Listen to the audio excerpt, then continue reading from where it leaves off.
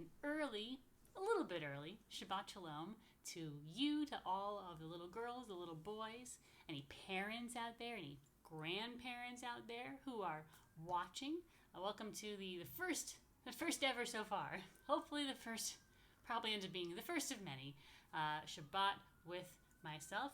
For those of you who do not know who is this lady talking to you, I'm Rabbi Sarah Fort. I am the assistant rabbi at Congregation Beth Yeshurun, and I am very excited to bring a little bit of Tot Shabbat into your home. We are having a nice story to read, and then we're going to say a blessing over all the little boys and girls, and then we're going to be having a Kiddush, because how else better to start Shabbat than with a little bit of grape juice and a little bit of challah.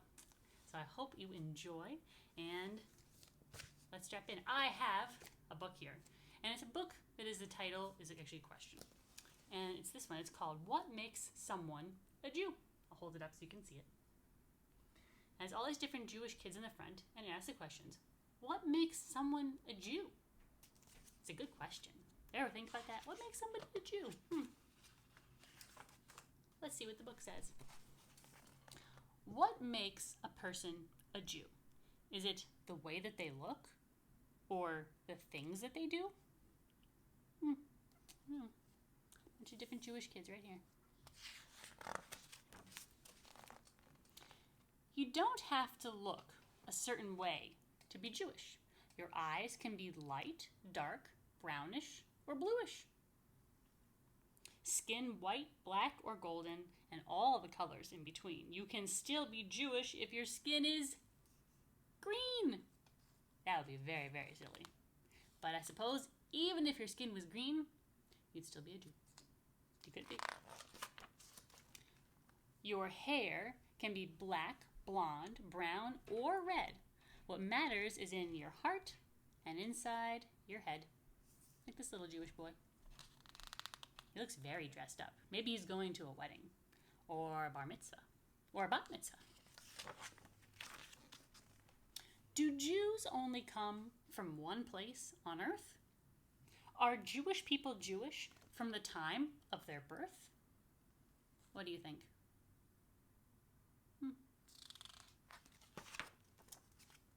It's not where you're born that makes you a Jew. You can be from Chihuahua, Giggleswick, or Timbuktu. The Jewish people have wandered from land to land, in cities, up mountains, through hot desert sand. There's two girls actually sharing one talit between these two little Jewish girls right here. Some people are born Jewish, but you don't have to be. Judaism starts when you live Jewishly, which means being kind to the people around you, studying the Torah, and learning some Hebrew. A little boy here, I think he's getting ready for his bar mitzvah, but he looks a little bit young, so maybe he's getting ready really far in advance. And here we have some Hebrew letters. Do any of them look familiar? Do you know what any of these letters are? We've got Aleph, the first letter in the Hebrew alphabet. We have Bet, the second letter. Lots of good letters right there. What else can I do to live Jewishly? Are there ways to be Jewish with my family? There's one Jewish family.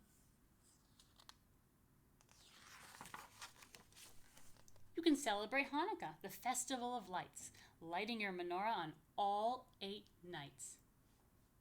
And this little girl is playing a game. What's this game you play on Hanukkah? With these chocolate coins and this little top. What's that holiday? Oh, it's Hanukkah. And what's the game? It's dreidel. I knew you knew it. What else can you do to live Jewishly? On Pesach, you can have a Seder, read the Haggadah, look for the Afikomen, the special hidden matzah. Go to synagogue on Rosh Hashanah, hear the shofar blast. The start of a new year, this end of one just passed. And here we have a little boy with his very own shofar. He's trying really hard to blow it. It's really hard to blow a shofar. Have you ever blown a shofar? I have. It's not easy. Maybe if you know how to do it, you can give me some tips. I need some tips. And Shabbat. Shabbat comes every weekend beginning Friday night with challah, fun and family, songs and candlelight. This little Jewish boy, what is he making? What is this delicious bread this Jewish boy is making on Shabbat, for Shabbat? It's the challah. How do I know if I'm Jewish enough? Will God dislike me if I don't do all this stuff? What do you think?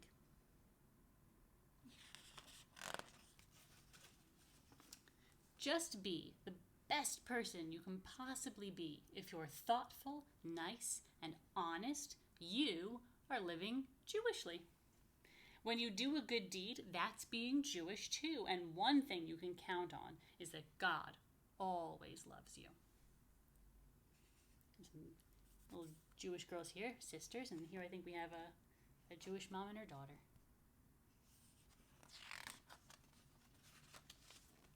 But I'm only a kid. What can I do? Can good deeds be done by children too? Like this little Jewish boy? The answer is of course. You can visit a grandparent. Pick up your toys from the floor. When mom or dad ask for quiet, don't say any more. Try to bring a smile to someone who's sad. Doing any of these things will surely make God glad.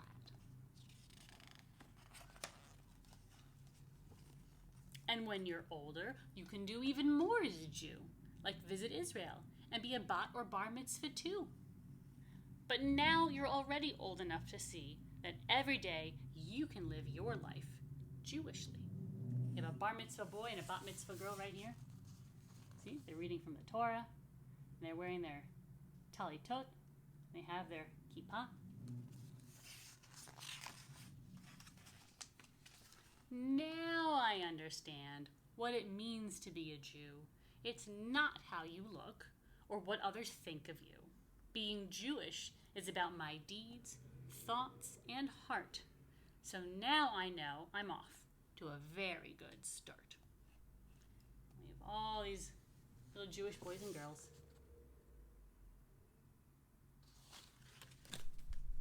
So what makes someone a Jew?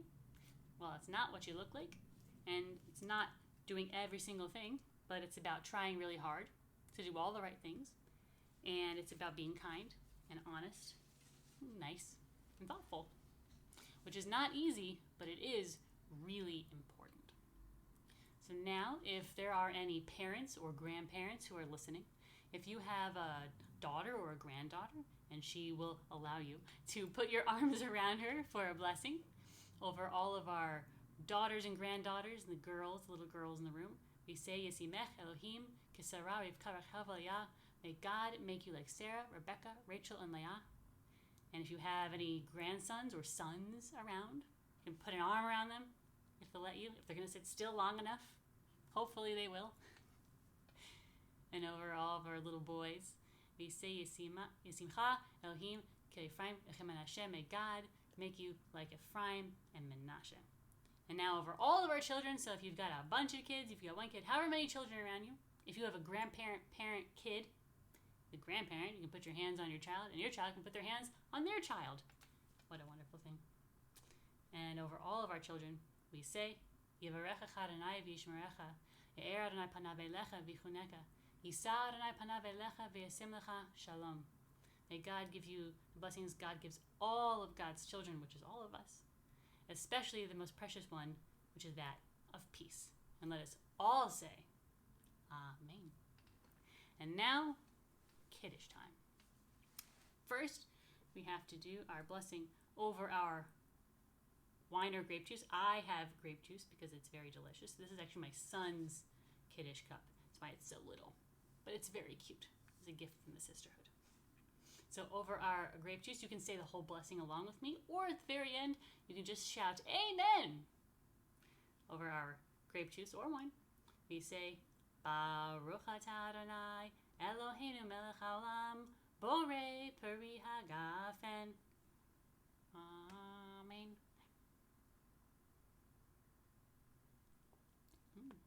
It's real grape juice in there. And I really drank it. This is real TV. And over our bread, if you have just regular bread, if you have tortillas, if you have a hot dog bun, if you have actual challah, I had some in my freezer, so hooray for freezer challah. Maybe give it a sniff. Even for freezer challah, actually still kind of smells like challah. Maybe if you have bread, maybe give yours a sniff. Maybe sniff mine. It's pretty good, right? And over our challah, we'll say Baruch atah Adonai Eloheinu melech haolam hamotzi lechem min haaretz. Amen. Eat a little bit. For freezer challah, it's not bad.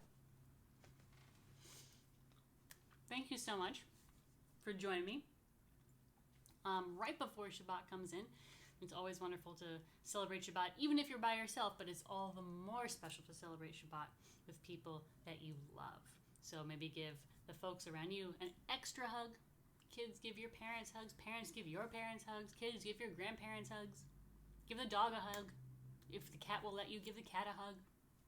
Because God knows, as do we, that the world needs much more love now than we ever have. And more love can never be a bad thing.